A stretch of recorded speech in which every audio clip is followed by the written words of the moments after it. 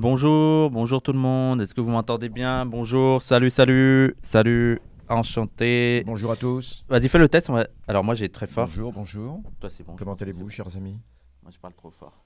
Bonjour tout le monde. J'espère que vous allez bien. Alors on a un petit peu de retard. Je suis désolé. On va commencer. Déjà tu voulais réagir à un commentaire. Merci. À un commentaire de Ounès. Alors attends, je vais régler parce que là on voit pas trop le Lounès. Ah c'est Lounès. Et qui disait Salam tout le monde en ce jour des 75 ans de la résolution de l'ONU confirmant le destin malheureux de nos frères et sœurs palestiniens. Oui, alors le 29 novembre, c'est la journée internationale de solidarité avec la Palestine, dans le monde entier. Ça a été décrété journée internationale de solidarité avec la Palestine depuis pas mal de temps. Et c'était le 29 novembre. Ah, hier. C'était hier, c'est ça. Et cette journée, évidemment, dans le monde entier, normalement, elle commémore justement le triste, comme dit Tounès, là, le triste destin de la Palestine, puisque ce 29 novembre 1947, l'ONU violant son propre règlement, c'est ça qui est extraordinaire, c'est que c'est l'ONU qui a institué cette journée commande un journal international de solidarité avec la Palestine, mais c'est aussi l'ONU, parce que c'était pas la même ONU, évidemment. L'ONU a évolué au fil du temps, en fonction des rapports de force dans le monde. Et cette journée internationale de solidarité avec la Palestine, elle avait été instituée dans les années 70, quand l'ONU était dominée par les pays du tiers-monde, le bloc socialiste, etc. Hein, d'accord ? Il faut toujours avoir en tête que l'ONU, c'est une machine qui a évolué au cours du temps. Et en 1947, le 29 novembre exactement, c'était le jour où l'ONU décide, violant son propre principe de droit des peuples à l'autodétermination, et à disposer d'eux-mêmes, ce grand principe, eh bien, violant ce principe, décide de marcher sur les 75% des habitants de la Palestine qui veulent l'indépendance totale et fait suite aux demandes des 25 à 30% de colons sionistes qui sont en Palestine depuis à peine à l'époque une quarantaine d'années, pas plus. Donc comment des gens qui sont en Palestine depuis une quarantaine d'années vont décider du sort? Et donc l'ONU, au mépris des demandes palestiniennes de pratiquer le droit à l'autodétermination par un vote démocratique, on refuse aux Palestiniens ce vote démocratique et on décide de partager de façon violente la Palestine, partagée entre guillemets, et en octroyant même la plus belle partie de la Palestine et la plus grande partie à ces 30% de colons, et en galvaudant complètement les droits du peuple palestinien. La suite, on la sait, on la connaît. Ce vote de l'ONU, en fait, en 1947, eh bien, c'est en fait un chèque en blanc que l'ONU donne aux sionistes pour leur dire « Allez-y, vous pouvez finir le boulot ». Et finir le boulot, ça veut dire l'expulsion des 800 000 Palestiniens qui va suivre. À partir de, parce que ça commence avant même l'entrée en guerre des armées arabes, parce qu'à chaque fois Israël dit c'est l'entrée en guerre des armées arabes qui a provoqué ce flux de réfugiés, etc., comme dans toutes les guerres. Pas du tout. L'expulsion des Palestiniens a commencé avant le 15 mai 48, avant même la déclaration d'indépendance entre guillemets israélienne, et donc avant même l'intervention des armées arabes. Ça a commencé au lendemain du 29 novembre. Ouais, mais tu parles de droit des peuples à l'autodétermination, mais tu oublies que pour certains, l'Israël, c'est une lutte d'autodétermination, une lutte d'indépendance. Mais oui, alors Israël, bien sûr, Israël fait partie de ce qu'on appelle les indépendances colons, que ce soit aussi bien en Australie. Il arrive des moments où les colons entrent en conflit avec leur métropole. C'est le cas des États-Unis. Voilà, les États-Unis aussi, c'était ça. Bien sûr, c'est d'abord les États-Unis. Ça a failli se passer en Algérie avec le putsch des généraux, parce que le putsch des généraux, c'est cela en Algérie. Le putsch des généraux, c'est cela.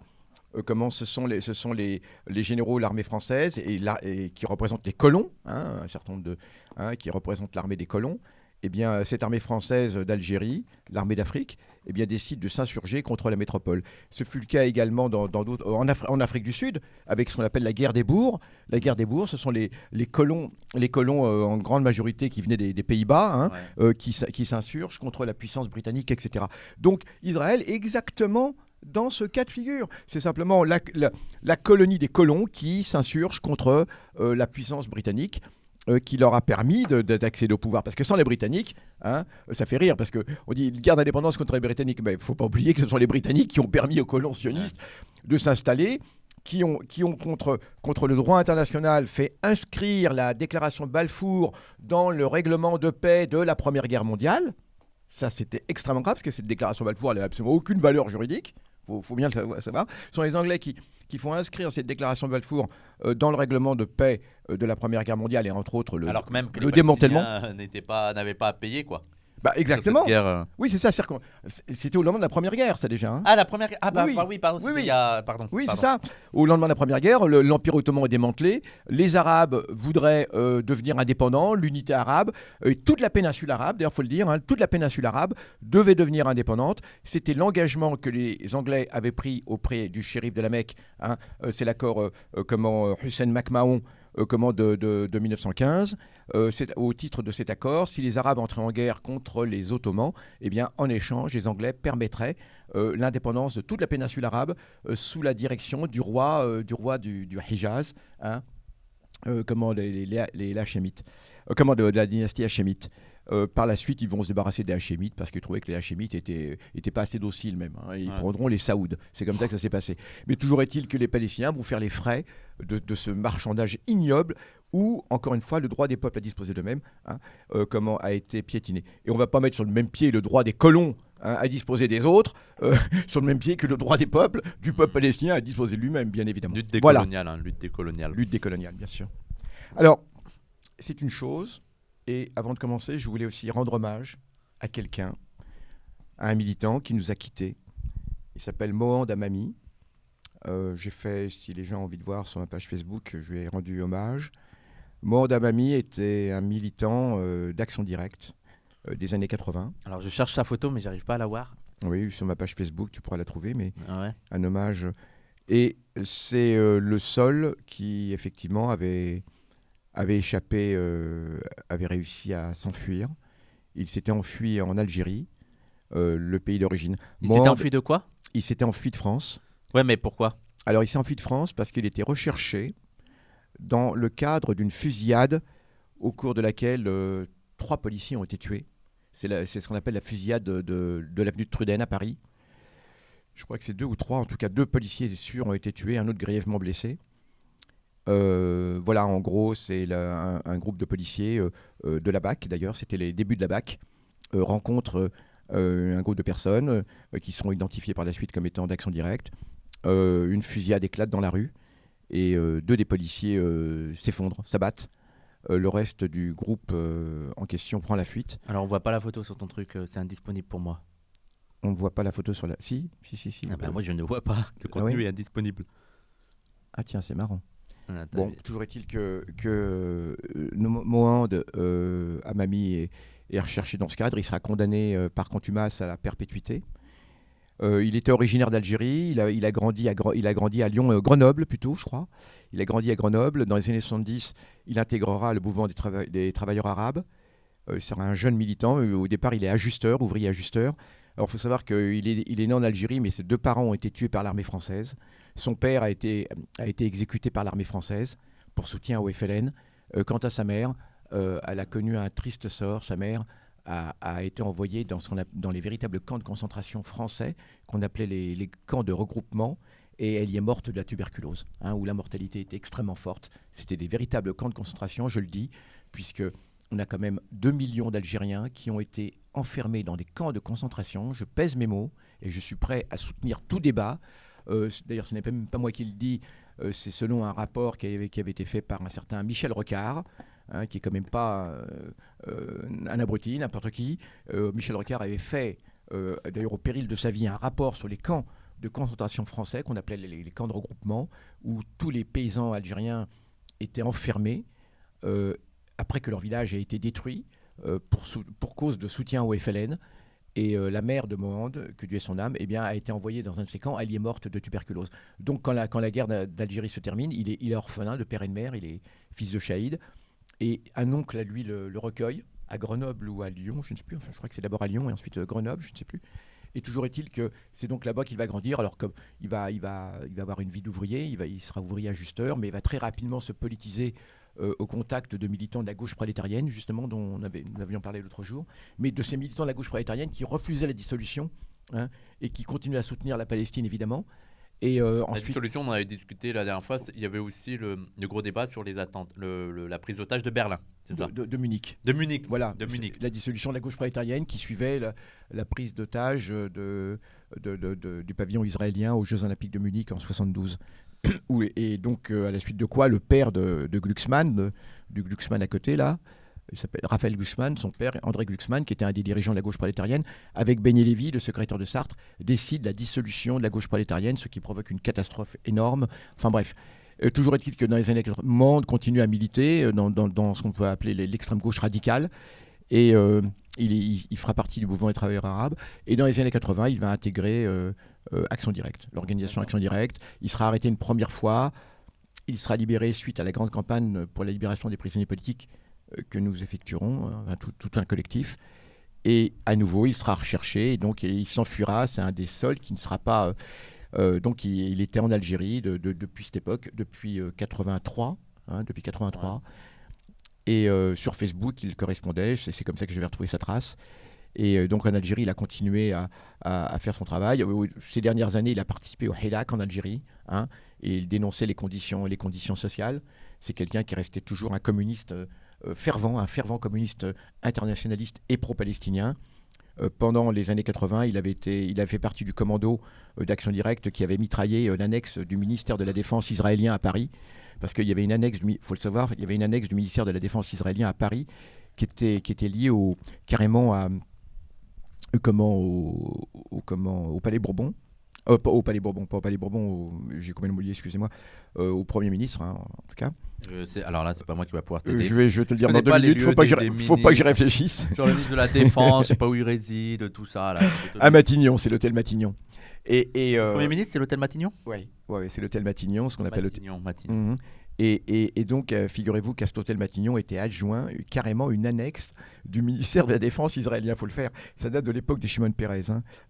Ça date de l'époque de 1956, quand la France avait organisé l'opération de Suez contre l'Égypte de Nasser, aux côtés d'Israël et de l'Angleterre. Bon, bref. Et c'est d'ailleurs cette annexe qui avait permis le développement du nucléaire israélien grâce à la France. Il faut quand même le savoir que c'est grâce à la France qu'Israël s'est doté de l'arme nucléaire. Bon, bref, toujours est-il que, écoutez, paix à son âme, à Mende. C'était quelqu'un de bien. Alors, évidemment, la justice le recherchait pour des faits graves, on est bien d'accord. On n'a jamais su exactement les tenants et aboutissants de cette affaire. Qui avait tiré le premier, en tout cas, toujours est-il qu'il avait été recherché pour cela. Il est resté digne. Lorsque Macron est arrivé en Algérie, est allé en Algérie, il y a pas longtemps, il y a moins d'un an.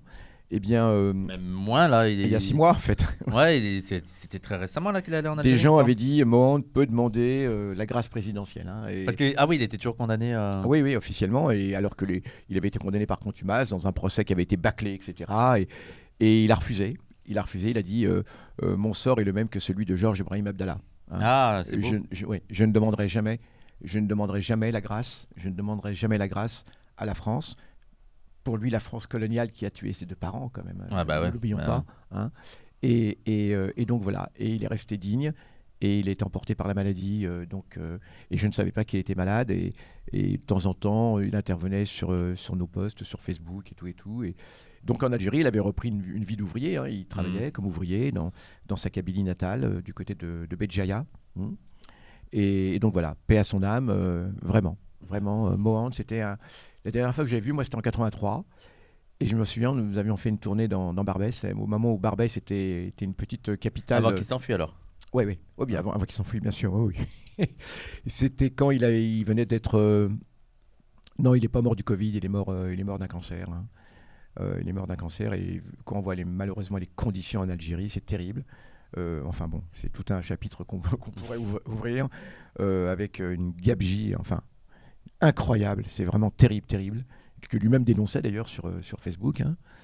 Toujours est-il que la dernière fois que j'ai vu, c'était en 83. Nous étions avec une amie, Catherine, et il nous avait montré, c'était au moment où Action Directe était légale, faisait du travail légal, fait des annonces ici. Faisait du travail légal à Barbès, et il y avait une petite guerre qui s'était organisée entre Action Directe et les bandits de Barbès, et la pègre de Barbès. Et la pègre de Barbès. Et Et donc, ça s'était terminé quand même par l'expulsion de la pègre de Barbès par action directe, hein, faut le savoir, les armes à la main. Hein. Et oui, ça n'avait pas rigolé. Et Mohand faisait partie voilà, de ces gens qui avaient expulsé la pègre. Et je me rappelle, on avait fait une petite tournée dans Barbès et il nous montrait, parce qu'auparavant à Barbès, il y avait des lupanards.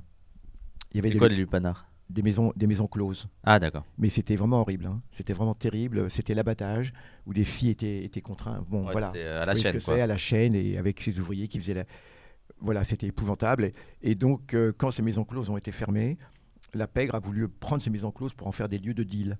Hein, pour en faire des lieux de deal et de trafic. Et c'est là où ils sont entrés en opposition avec Action Directe qui donc, cette organisation voulait transformer au contraire transformer ces maisons closes en squat, c'est-à-dire pour y faire vivre des travailleurs immigrés, notamment des travailleurs immigrés turcs, etc. Donc ils avaient commencé à bricoler, à transformer tout ça. Donc ils sont entrés en conflit. C'était l'époque où la gauche face à l'indélinquance ne montait pas seulement de l'autoritaire, mais ils avaient un vrai projet derrière. C'est-à-dire, c'est pas juste faut mettre les délinquants en prison.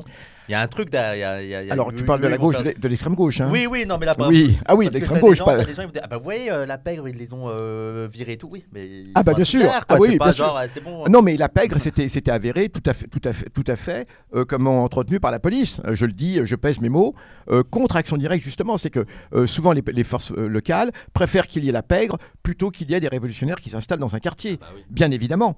Bien évidemment, hein. Oui, c'est le quartier de la Goutte d'Or. Hein. Je parle du quartier de la Goutte d'Or, absolument, et qui était le grand lieu où nous officions, où nous militions tous, hein, où nous avions nos radios libres, etc., nos radios pirates plutôt que libres. Enfin, et voilà. Et c'est comme ça que la police, finalement, eh bien, est intervenue pour déloger les révolutionnaires de ces squats. Alors, c'est absolument incroyable. Et donc, faire replonger Action Directe dans la clandestinité, en vérité.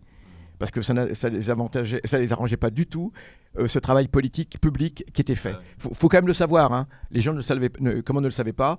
Oui, ces travailleurs turcs étaient très souvent des réfugiés politiques, bien évidemment. Ils étaient très conscients politiquement. Beaucoup étaient même militants. Il y avait une foultitude d'organisations d'extrême gauche turques et kurdes d'ailleurs, hein, les deux, hein. En général marxistes-léninistes. Oui, il n'y a pas de trotskiste. Hein. Dans le tiers-monde, il n'y a pas de trotskiste. Ouais, faut le savoir, ouais, exactement. C'est Soral qui fait souvent ça. Faut le savoir. Hein. Ah bon? Ça, oui, c'est un truc sur Internet. Ah, d'accord. Bon, c'est triste cire. Donc voilà. Donc, hommage à Mohand Hamami. Toutes nos condoléances à sa famille, hein, s'il nous écoute, en Algérie, là-bas. Je crois qu'il doit être inhumé aujourd'hui, il me semble. En tout cas, voilà. Et comme on dit, le combat continue et la Palestine a été quelque chose qui lui tenait vraiment, vraiment à cœur. Hein. D'ailleurs, c'est lui qui faisait le lien entre l'organisation et les organisations palestiniennes. On peut le dire maintenant et voilà. Pour rebondir un peu sur la Palestine et l'actualité, on en a un peu parlé lundi, mais peut-être qu'on va en reparler là. C'est un peu l'engouement qu'a eu pro-palestinien dans la Coupe du Monde et tout. Et ça rassure notamment sur le Maroc, tu vois. Oui. Sur le Maroc, on voit la différence entre les gouvernements qui se rapprochent de ouf d'Israël et les gens lambda, la population qui, elle, est encore pro-palestinienne de ouf, quoi. Mais bien évidemment. Alors, big up aux supporters marocains. Nous le savions, nous n'en doutions pas. Le peuple marocain est pro-palestinien jusqu'à la moelle. Jamais il n'abandonnera la Palestine, il faut quand même le savoir. Hein. Les trois peuples du Maghreb sont intimement liés, organiquement liés à la Palestine. Et quelles que soient les manœuvres de nos gouvernements, hein, jamais, ils n'abandonneront la Palestine. Il faut vraiment le savoir. Donc merci à tous ces supporters marocains, mais aussi tunisiens, qui ont été aussi extrêmement... et algériens, qui étaient aussi présents là-bas au Qatar, hein, et qui ont fait de telle sorte que la Palestine soit présente dans ce mondial. Hein. Et je crois que la Palestine est le grand vainqueur de ce mondial, toute catégorie, et Israël le grand perdant, parce que je ne sais pas si vous avez vu les vidéos, hein, où les journalistes israéliens sont complètement rabroués, etc. Et c'est passé pour des Équatoriens. Voilà, ils se cherchent des copains. Il n'y a pas des liens entre Israël et Équateur? Non, c'est Israël-Honduras, non? Alors oui, Honduras, bien sûr. Ouais. Alors avant, il y en avait énormément avec la Colombie. D'accord. Alors j'espère qu'avec le nouveau gouvernement en Colombie, ça va changer. Mais on disait de la Colombie que c'était le deuxième Israël, hein, que c'était l'Israël d'Amérique latine. Parce qu'il y a énormément de mercenaires israéliens qui étaient aux côtés non seulement du gouvernement colombien, mais aux côtés des Contras. Comment des Contras? Qu'est-ce que je raconte? Au niveau même de groupes, de milices qui sont à la fois des milices orientées vers le trafic de drogue en Colombie, mais aussi anticommunistes contre les FARC. Donc voilà. Et on a beaucoup de mercenaires israéliens qui, lorsqu'ils ont fini leur contrat avec l'armée en Israël, filent dans des pays comme la Colombie et proposent leurs services à tout ce qu'il y a de plus réactionnaire au monde. Ouais. Cet été, j'étais au Maroc, j'avais un t-shirt pro-palestinien que des soutiens, ce sera toujours viscéral au Maroc. Argentine aussi, ouais. Après, c'est tous les États de Sud-américains qui ont tombé dans la droite. Oui, bien sûr. Oui, bien sûr. Alors, ça dépendait des périodes. Comme là avec le Brésil, où pendant Bolsonaro, il y avait des gros liens avec Israël, et avec Lula, ça sera peut-être sûrement moins. Quoi. Bien sûr. Je dis pas peut-être, ça sera sûrement moins. Bien Après, Lula n'a pas les mains libres, mais... Bien sûr, il y a eu de grands liens au Chili à l'époque de Pinochet, il faut le savoir. En dépit du fait que Pinochet et toute sa clique étaient antisémites, il faut quand même le savoir. Hein. Voilà. Ouais, bon, donc... Et aussi, moi, ce que j'aime bien, c'est que tu sens aussi que certains Qataris et tout sont gênés qu'elle est les journalistes israéliens. Alors même qu'on sait que ces pays-là du Moyen-Orient, là, ceux-là, et les liens officiels avec Israël, bien sûr. Voilà, c'est plutôt des bonnes relations officiellement. Mais tu sens quand même qu'il y a une gêne. Parce qu'ils savent que ça va être mal vu par les gens. Oui, mais je pense qu'il y a quand même des gens du Golfe qui sont sincèrement pro-palestiniens. Ah oui, au niveau du peuple. Oui, bien sûr.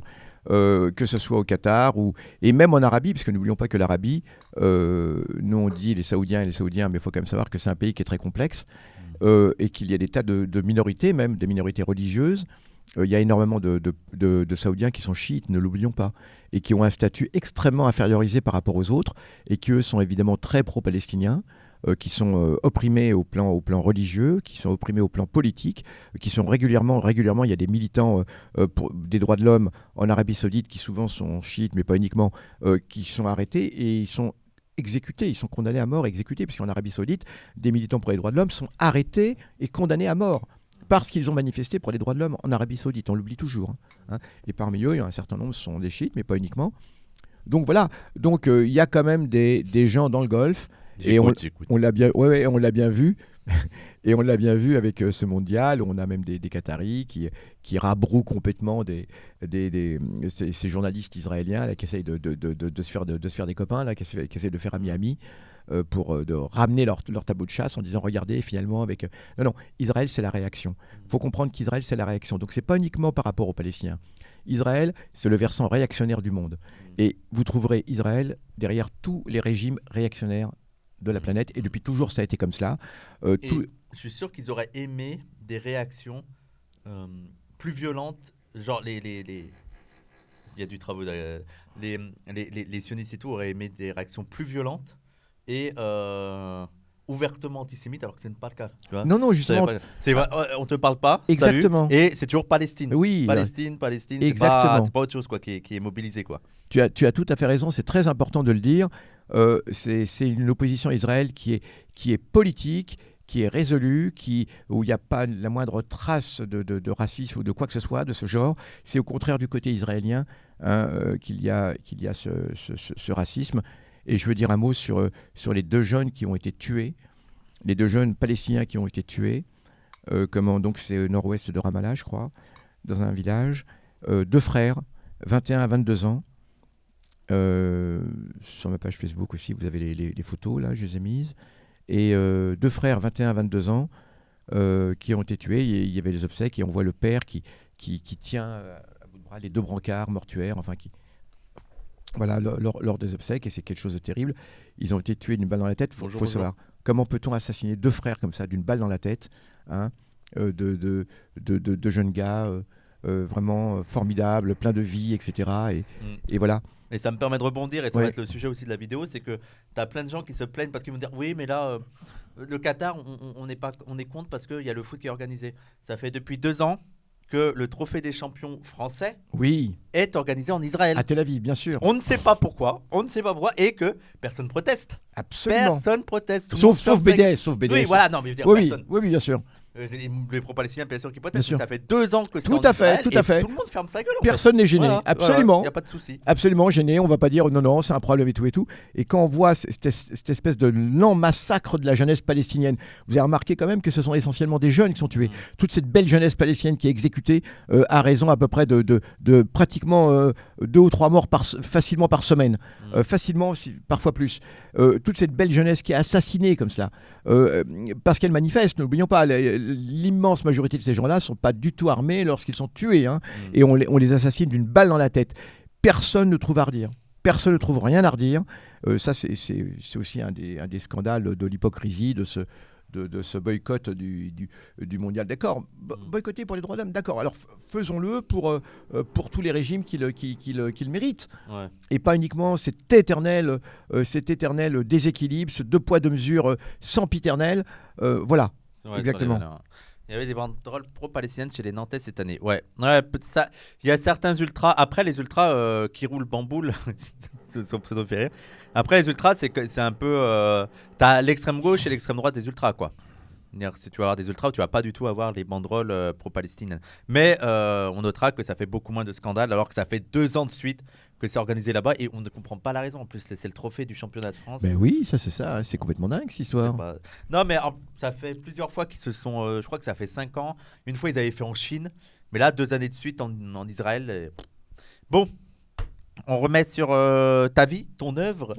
Ma vie, mon œuvre, écoutez, très modestement. Donc nous étions dans les années 80 et nous avions dit l'autre jour que nous avions laissé les années 80 avec le procès de Georges Ibrahim Abdallah. Ouais. Et le deuxième procès, illégal, à la demande des États-Unis, sur injonction des États-Unis, où la France rejuge Georges Ibrahim en 86 et là il est condamné à la prison à vie. Ah ouais. Et là il est condamné à la prison à vie, absolument. Mais il faut savoir qu'en France, la prison à vie, ça n'existe pas. En Europe, en tout cas, on n'a pas le droit. On n'a pas le droit de condamner quelqu'un à perpétuité. C'est-à-dire sans lui donner une... Et donc, ça veut dire que la prison à vie, généralement, il y a ce qu'on appelle une peine incompressible de 18 ans. Il aurait dû sortir de prison en 98. Genre, ça veut dire qu'à partir de 18 ans, tout le monde peut être libérable. Oui, une fois que tu as fait 18 ans de prison. Ouais. On estime que... Voilà. C'est énorme, 18 ans. C'est énorme. Ah bah bien sûr, c'est énorme. On ne se rend pas compte, même un jour en prison, c'est déjà énorme. Je sais pas 18 ans, 18 ans, imaginez-nous. Toute votre vie, votre enfance, jusqu'à votre majorité en prison. C'est énorme. Ouais. Alors quand on pense à Georges Ibrahim qui a fait le double, qui a fait 36. Hein, voilà. Donc c'est quand même quelque chose d'épouvantable. Tout s'est effondré. Si Georges Ibrahim Abdallah et Jean-Marc Rouillon étaient dans la même prison, à la prison de Lannemezan, effectivement. Ils se sont croisés, d'ailleurs Jean-Marc Rouillon on a parlé à différentes reprises. Jean-Marc Rouillon qu'on salue, hein, où qu'il soit, qu'on salue. C'est une prison de haute sécurité là-bas ou... Il y a un quartier pour les politiques, on va dire, pour les gens un petit peu, parce que la France ne reconnaît pas le statut politique évidemment. Hein, mais voilà, oui, alors bien sûr en prison, 130 ans de prison, mais c'était le cas également en Espagne. On additionnait, etc. Ouais. Mais je crois que l'Espagne, il y a encore des prisonniers en Espagne qui ont fait plus de 18 ans, bien évidemment aussi. Il y a des prisonniers basques surtout, hein, bien sûr, ou peut-être des Grappo aussi, de l'organisation de lutte armée espagnole, les Grappo. Voilà. C'était plus l'époque des quartiers de haute sécurité, je crois. Non, mais les QHS, bah oui, nous avions fait une grande campagne contre les QHS en 1980. Oui, Chalanne toujours pas libéré, bien sûr. Mais les QHS officiellement ont été supprimés, officiellement. Mais en vérité, on a remplacé cela par les quartiers spéciaux. Voilà, c'est tout. Hein. Faudrait qu'on fasse, je te coupe, mais il faudrait qu'on fasse un Banoum-Marc sur les prisons. Ah oui. Parce que c'est vraiment un sujet où... et des gens sont tellement réactionnaires sur les prisons, mais des points en fait. Là, il y avait une vidéo de... 3 jeunes en prison qui passaient un bon moment à manger, tu vois. Ils avaient fait leur repas eux-mêmes et tout. Et t'as les gens qui sont c'est le Club Med et tout. Mais vous voulez... En fait, ils doivent souffrir chaque seconde mais bien en sûr. prison. Mais c'est n'importe quoi. Non, mais si on écoute certains, il faudrait rouvrir les bagnes. Et puis, pourquoi pas le bagne de Cayenne, qui a servi de modèle à Hitler pour les camps de concentration, il faut le savoir. Hein, d'accord. Oui, non, mais c'est ça. On voudrait qu'ils souffrent, qu'on les attache sur une roue et puis qu'on les fouette en permanence toute la journée. Tu te souviens du scandale qu'il y avait eu, soi-disant, parce qu'il y avait eu une sorte de rallye qui avait été fait dans une prison. Oui, non, mais c'est. Ou alors c'était le scandale des scandales. Comment ça mais comment ça? Il y a des prisonniers qui sourient des fois, ils font même du théâtre. Non, mais attendez. Nous, on pensait qu'ils étaient fouettés sans arrêt. Alors, bien sûr, généralement, les politiques qui disent ça, ils oublient que généralement, quand ils sont en prison, eux, ils ont droit à un statut spécial, très spécial d'ailleurs. Et quand ils vont en prison. Et quand ils vont en prison, il n'y a pas de problème. Mais ce sont les mêmes qui ensuite vont dire mais non, c'est absolument inouï. Et encore, moi, en fait, ils veulent les modèles états-uniens où. Mais en fait, c'est inhumain. Je veux dire, t'as des trucs. T'as des gens qui sont. Peu importe le crime, les gens. T'as des gens, ils sont en mode isolement. De 40 ans en isolement, ils ont 10 minutes par jour. Mais c'est Moumia Abou Jamal, Léonard Pelletier. Alors salut aussi à ces deux-là, on n'en parle jamais. Là, c'est des militants politiques, oui. Bien sûr. Aux États-Unis, donc c'est un militant afro-américain et un autre c'est un natif américain, c'est ça? C'est ça. Léonard. Ouais. Ils avaient fait un salut pour le bandouk, je me rappelle. Exactement. Il y a 5 ans. Exactement. Ce sont des gens qu'on aime beaucoup. Moumia Abou Jamal, qui était la dernière génération des Black Panthers. Et Léonard Pelletier, c'est terrible. Léonard Pelletier, donc c'était ce qu'on appelle les Native Americans militants. Et Léonard Pelletier qui a été condamné à la prison à vie, à perpétuité, pour soi-disant le meurtre de 2 agents fédéraux, alors que c'est exactement le contraire. Ce sont les agents fédéraux qui avaient tué des Indiens. Et les Indiens s'étaient défendus parce que c'était une grande cérémonie indienne qu'il y avait, où ils étaient encerclés. Et Léonard Pelletier, c'est quelqu'un qui, je me rappelle, parce que dans ces années 80, c'est le moment où il avait été arrêté. Et nous avions fait une grande émission de radio pour lui, son comité de soutien.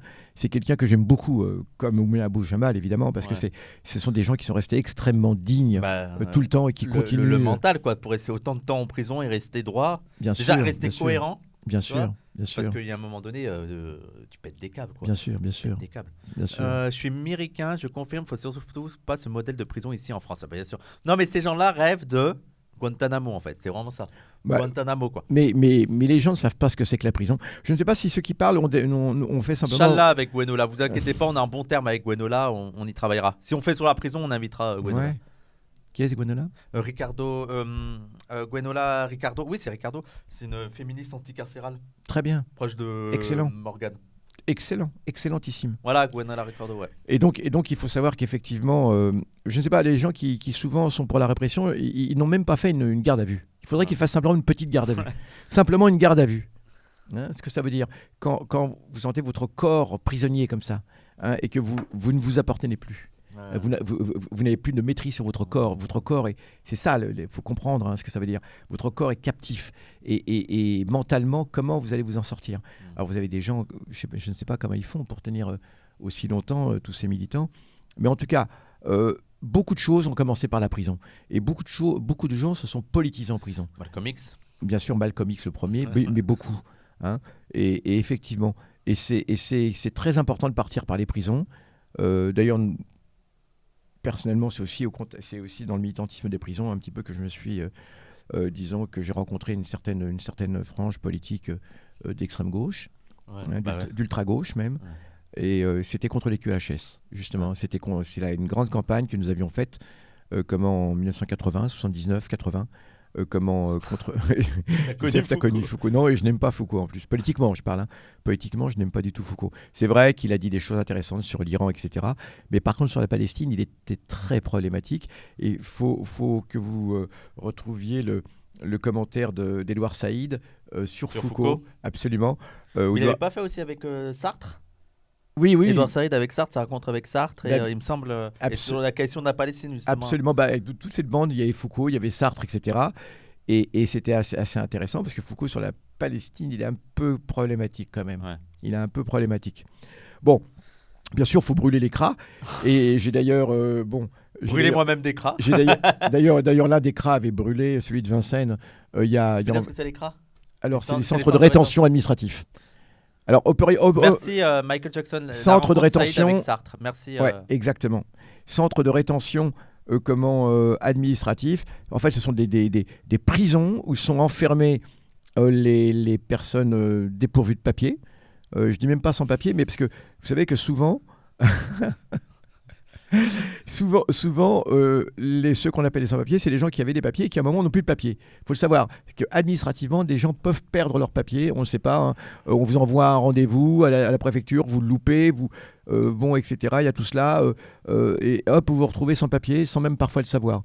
Bon, en tout cas, les CRA, les gens sont enfermés. Il y a une quinzaine d'années, c'est une quinzaine d'années, le CRA de Vincennes avait brûlé, parce que j'ai vu les photos, hein. Oui, la prison n'est pas une solution.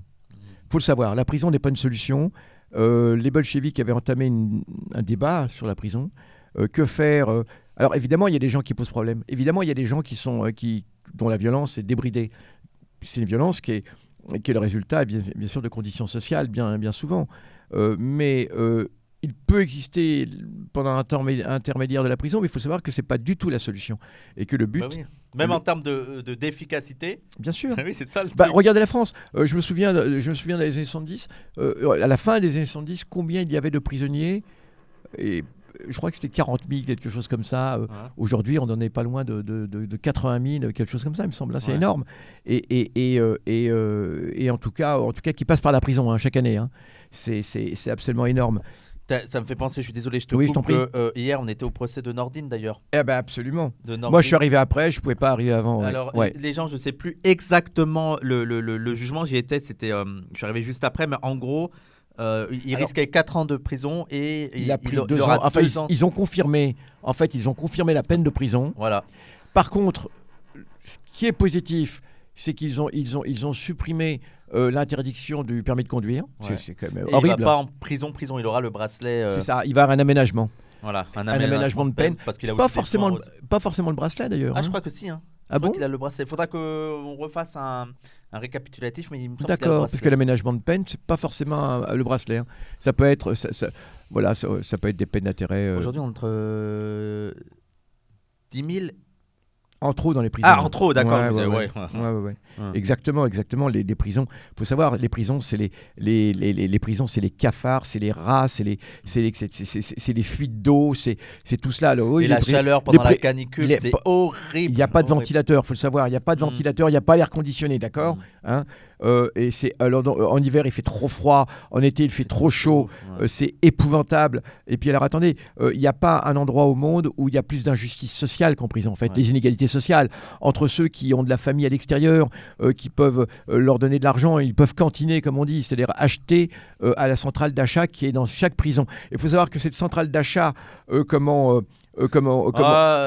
sais pas s'il y a quelqu'un qui peut virer à Dibou là avec cette plaque nulle là.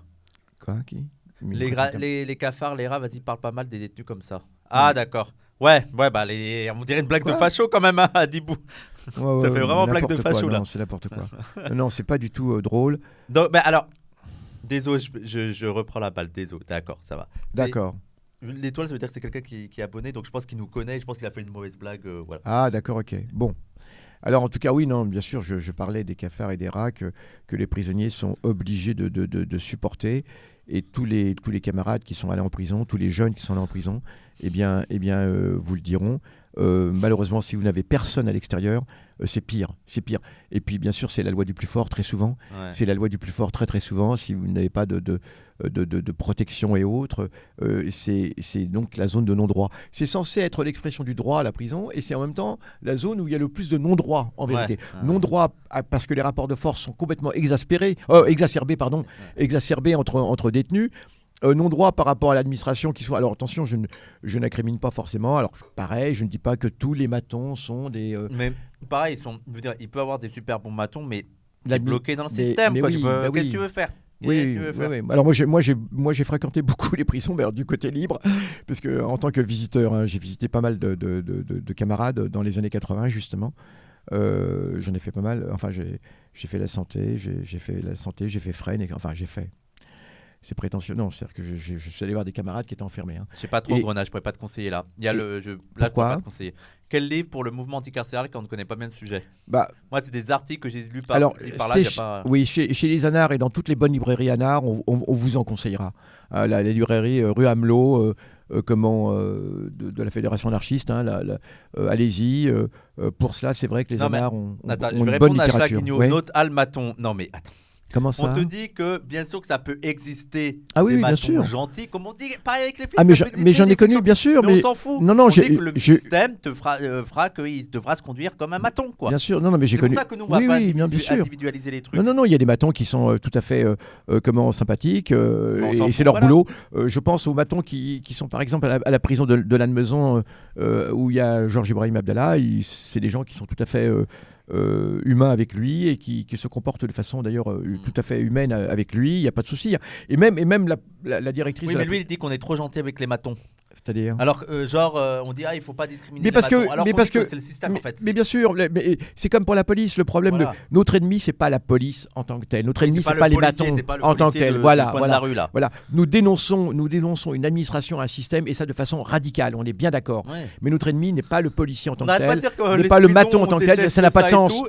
Ça fait 1 heure qu'on dit ça, là. Ah, bien sûr, Les bien prisons, sûr, et bien sûr, genre, bien bon, il y a sûr. des matons qui peuvent être sympas et Bien en plus on sûr. dit, même en étant sympas, de toute façon, le système fera qu'ils devront se conduire Mais maton. oui, mais On oui. dit, Et puis souvent, et on le dit, ouais, pour les Antilles ou autres, beaucoup de gens sont obligés. Il n'y a pas de boulot, il n'y a plus que ça. Et moi, je pense dans les colonies, c'est vrai qu'un certain nombre d'indigènes, eh bien, intégraient l'armée coloniale, parce que c'était la seule solution. Hein, ce fut le cas de mon père d'ailleurs avant la Seconde Guerre mondiale. Hein. C'est vrai, chez la Guignot. Et donc voilà, c'est comme ça. Mais en tout cas, oui, Alain Mezan, oui, je sais bien, mais en tout cas, en ce qui concerne Georges Ibrahim, il est tombé sur des... Oui, et ça dépend souvent aussi de la direction de la prison. Hein. C'est comme pour la police, c'est la direction de la police, c'est la direction de la prison qui insuffle l'esprit, un esprit hyper réactionnaire ou un esprit au contraire relativement, on va dire humain, voilà. Mais en tout cas, ce qu'on veut dire, c'est que c'est l'institution de la prison et de la police que nous dénonçons. Hein. La police, il faut qu'il y ait une police, moi je le dis franchement, il faut qu'il y ait une police, mais il faudrait complètement revoir sa fonction, etc. Parce que avant que les gens ne s'auto-administrent eux-mêmes, il va couler beaucoup d'eau sous les, Ouais, mais voilà, sous les en fait, ponts. Hein. c'est la question de la transition. Bah oui, c'est la Parce transition. que dans une société communiste, en fait, c'est ça aussi que les gens ne comprennent pas, c'est que qu'est-ce que ça veut dire la question de la police dans une société communiste, qu'est-ce que ça veut dire, tu vois? Ça, tu pourras y réfléchir vraiment que le moment venu. Parce qu'avant ça, et en plus, pour moi, je suis un peu en mode aussi, il y a des trucs, on ne peut pas imposer de haut par la théorie, c'est des trucs aussi qu'on va développer nous-mêmes en faisant Par la petit à pratique. petit. Voilà, par la pratique. Par la pratique, on va avoir des problèmes, on va les régler ces problèmes et tout. Mais que d'être là et de dire ça va être ci, ça va être ça. Tu vois, et c'est ça que tu entends, c'est que là, pour l'instant, la police, elle est là. Qu'est-ce qu'on fait avec ça? Bien Qu'est-ce sûr. qu'on veut Et dire dissolution de la police là maintenant, c'est tout ce que ça va Mais- pas arriver, non, quoi. mais- Abolitionniste de la police. Mais on est abolitionniste non seulement de la police, mais bien évidemment. On est même pour le dépérissement de l'État et la disparition de l'État, si tu veux. Alors qu'est-ce que tu veux de mieux? Mais la question est de savoir quel est le processus par lequel... Oui, bah oui. Je me souviens, j'avais un prof de philo lorsqu'on était au lycée, qui était à Nard, justement. Paix à son âme, il s'appelait Galano, un type formidable. Donc c'était notre prof de lycée, de philo, donc quand j'étais en terminale. Et il était à Nard, alors nous on était trop contents, voilà, c'est super, notre prof il est à Nard, d'autant plus que nous étions à Nard aussi à l'époque, hein. Donc ça tombait bien. Mais je me souviens un jour, il nous avait un petit peu remonté les bretelles, puisqu'on discutait, et ils nous ont dit, ah la police, hein. Il nous avait dit, mais vous savez, je vais vous dire une chose, hein. Même le jour où on a repris le pouvoir, parce qu'à l'époque on y croyait vraiment, hein. Et il me disait, vous savez, même le jour où le prolétariat prendra le pouvoir, il faudra encore des policiers, sachez-le. Vous avez déjà vu le feu rouge qui est là-bas, là? Imaginez s'il n'y a plus de code de la route et s'il n'y a plus de policiers pour le faire respecter. Non, mais simplement, vous croyez que ça prendra combien de temps avant que... bon, simplement, Mais en fait, c'est la c'est question de évident. la transition. Alors, Mais en fait, mais tu non, sais, non, il ne s'agit pas de dire... D'abord, dire qu'il n'y a que des pédos, comme tu dis, et des meurtriers en prison, c'est n'importe quoi. Non, C'est mais là, 0,0... non, là, il faisait Oui. il faisait un cliché, il répondait. Ah oui, pardon, Voilà, excuse-moi, c'était un cliché. d'accord. Non, mais juste, en Oui. fait, c'est la question de la transition. Il y a quelqu'un qui Oui. me demandait ah Oui. bah tu trouves pas, Wissam, que les anards sur la prison, ils ont plus raison que les communistes? Et je suis en mode, parce que moi je sais que je me suis embrouillé avec des anarchistes sur la question de la prison, parce que moi je les trouve abstraits dans leur anti-carcéral. C'est en mode, il faut pas enfermer des gens. Et je suis d'accord, il faut pas enfermer des gens. Par contre, moi je suis davantage anti-carcéral là, dans le truc capitaliste, dans le sens où les prisons ont une utilité pour l'État, c'est d'enfermer la pauvreté. Après je dis, par contre, moi, il y a des situations où je pense que il faut pas s'interdire d'enfermer. On prend une période révolutionnaire. Les contre-révolutionnaires, si on peut les enfermer, il faut les enfermer. Tu vois ce que je veux dire? Alors, oui, voilà. Non, il s'appelait pas Galeano, mon prof, il s'appelait Galano, hein, d'accord? Oui, voilà.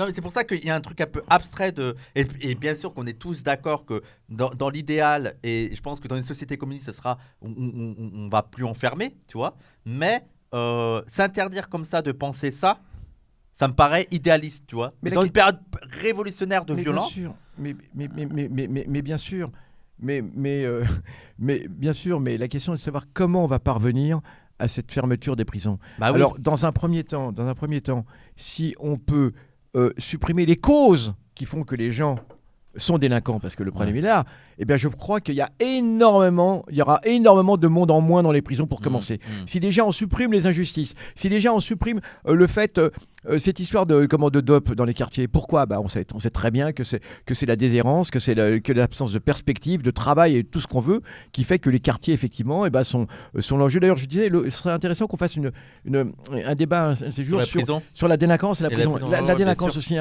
dire un peu ce qu'on entend, parce qu'il y a beaucoup trop de bêtises. On prépare des vidéos aussi. Oui, ça c'est très très intéressant. Effectivement, comment traiter la délinquance ? On sait qu'il y a des situations où la délinquance a complètement baissé. Et justement, puisqu'on parlait d'Amérique latine. C'est le truc de Mayotte, le débat sur Mayotte, où tu as les Mahorais actuellement et de classe populaire qui sont en mode il y a tellement de violence qu'il faut régler ça et tout. Et nous, on est un peu emmerdés en mode on comprend en même temps la colère, mais tu vois. Mais n'importe quoi. Regardez, prenez les États-Unis. Les gens disent par rapport à ça, il faut s'armer. Est-ce que cela a fait diminuer la délinquance ? Mais absolument pas. Il y a plus de morts, c'est tout. Donc, tant qu'on ne touchera pas du doigt les questions sociales qui font que des gens vont en prison, déjà, supprimons toutes les causes sociales et déjà, on va y voir plus clair. Après, je ne dis pas que tout va s'arranger, merveilleux. Non, il y a des gens qui voudront toujours utiliser leur force et leur supériorité d'une façon ou d'une autre pour essayer. Mais c'est aussi l'esprit capitaliste qui fait cela. Si on réussit à modifier les bases de la société, faire que posséder de l'argent, posséder des choses, c'est pas du tout l'idéal. On est sur Terre pour s'en tirer tous. Et s'en tirer tous, ça veut dire respecter la Terre, respecter les humains et partager. Et arrêter d'essayer d'accumuler des richesses comme cela pour des biens matériels complètement inutiles.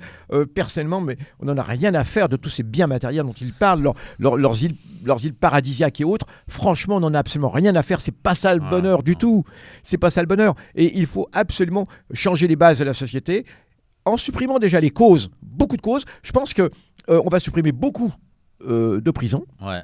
Mais surtout, et je pense à ça parce que c'est intéressant, il y a un pays qui s'appelle l'Équateur.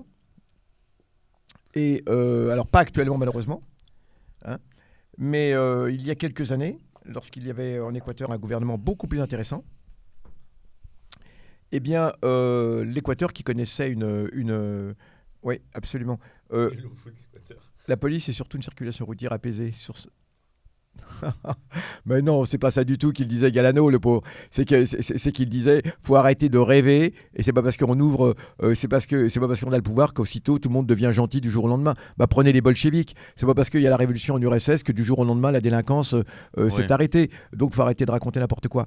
Donc l'Équateur, à l'époque où il y a eu ce gouvernement de gauche, a mené des politiques contre la délinquance, mais pas contre la délinquance au niveau de la répression, mais de façon sociale. Et la délinquance, le taux de délinquance s'est effondré en Équateur à l'époque. L'Équateur qui avait un niveau de délinquance comparable, quand même pas comme la Colombie, mais qui était quand même comparable. Et donc, du coup, il y a des expériences très, très intéressantes qui ont été faites là-dessus. On peut absolument faire baisser la délinquance par des mesures sociales. Mais il y a la question de baisser la délinquance, mais il y a aussi la question de qu'est-ce qu'on appelle une délinquance, comment elle est traquée, qui va être arrêté, la manière dont la justice traite les problèmes. Je veux dire, il y a plein de trucs. Et aussi, moi, il y a un truc qui me saoule aussi un peu avec les anards, c'est que ils sont dans l'idée abolition de la prison et c'est ça ou rien, tu vois. Oui, ça ou rien. Et donc, alors, en fait, c'est un processus. Le truc moral et le truc politique. C'est d'accord, moralement, oui.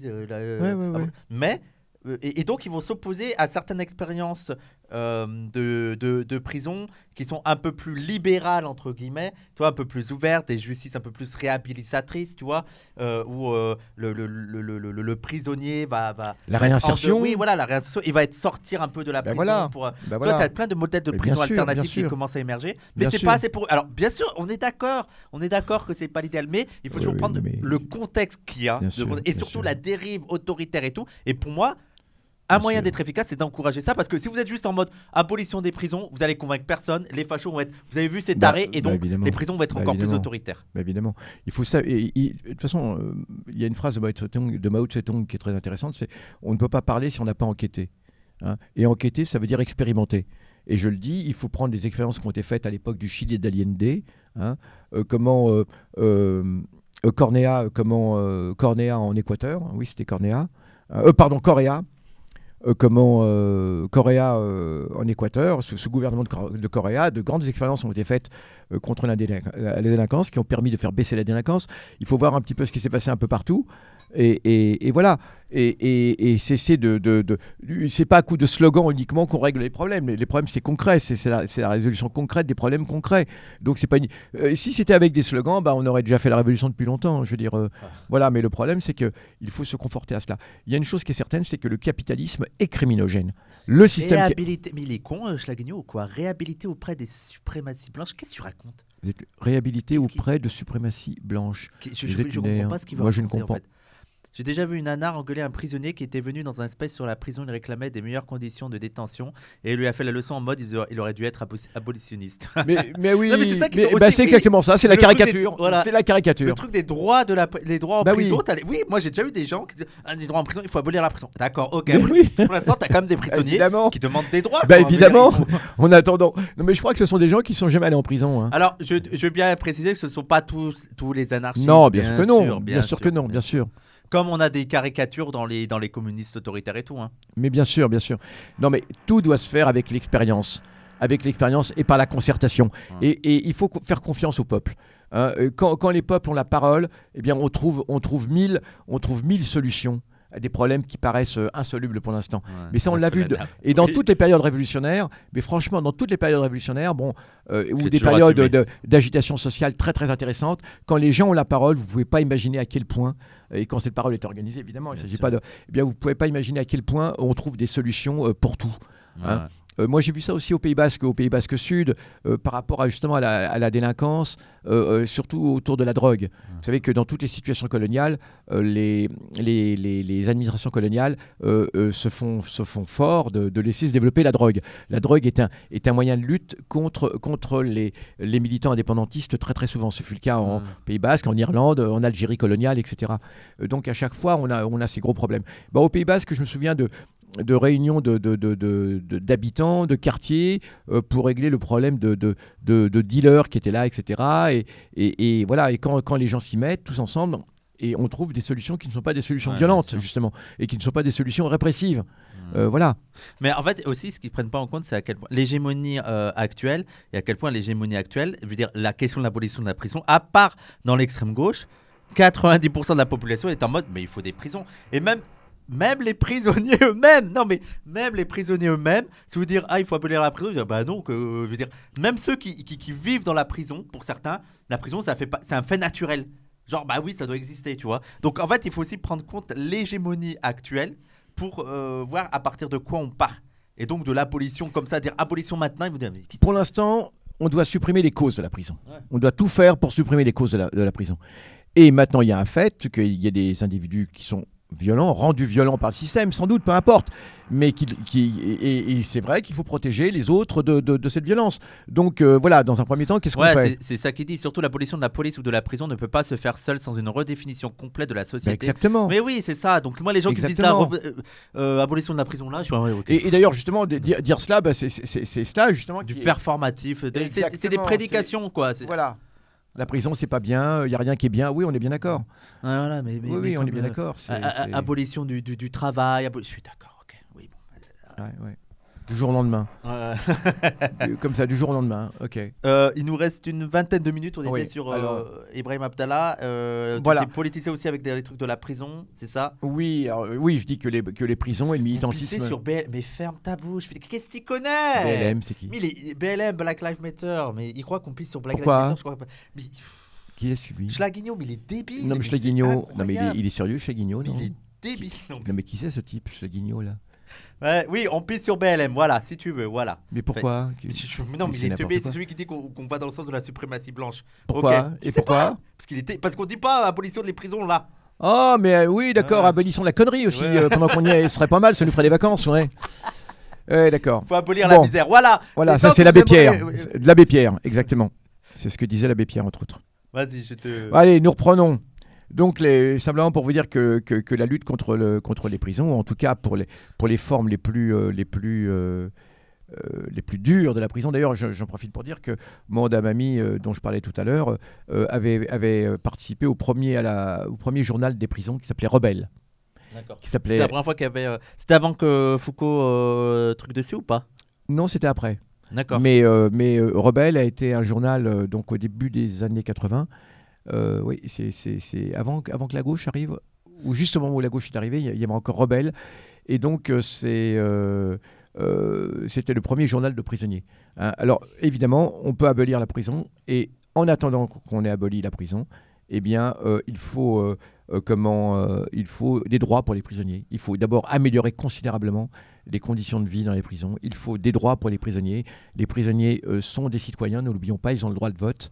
Hein. Ouais. Faut restituer le droit de vote à tous les prisonniers. Même voilà. ça, il faudrait l'enlever. Hein, Mais bien sûr, bien évidemment. Et surtout faire... et c'est vrai qu'en essayant d'abolir la misère, eh bien, on va considérablement... Mais quand on dit considérablement, c'est évident que si jamais il y a des conditions objectives, des conditions sociales objectivement meilleures, c'est évident qu'on va diviser par je sais pas, je pense que 3/4 des motifs pour lesquels les gens sont en prison sont liés à la misère, sont liés aux conditions sociales.